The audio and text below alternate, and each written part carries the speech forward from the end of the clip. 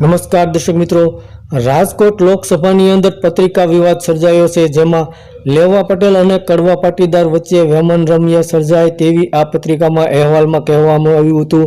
અને ત્યારબાદ ભારતીય જનતા પાર્ટીના એક કાર્યકર દ્વારા ફરિયાદ દાખલ કરવામાં આવી હતી અને જેઓએ પત્રિકા બહાર પાડી હતી તેમની ધરપકડ કરવામાં આવી હતી અને ત્યારબાદ તેમને છોડી મૂકવામાં આવ્યા હતા.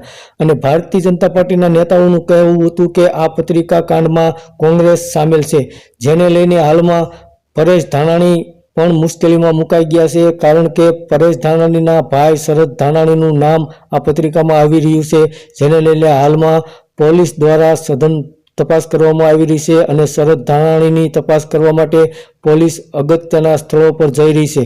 તો હાલમાં આ પત્રિકા વિવાદને લઈને પરેશ ધાનાણી પણ ભયંકર મુસીબતમાં આવી ગયા હોય તેવું દેખાઈ રહ્યું છે. તો હાલમાં પત્રિકા કાંડને લઈને પરેશ ધાનાણી પણ મુશ્કેલીમાં આવી ગયા હોય તેવો હાલમાં માહોલ સર્જાઈ રહ્યો છે. ધન્યવાદ દર્શક મિત્રો.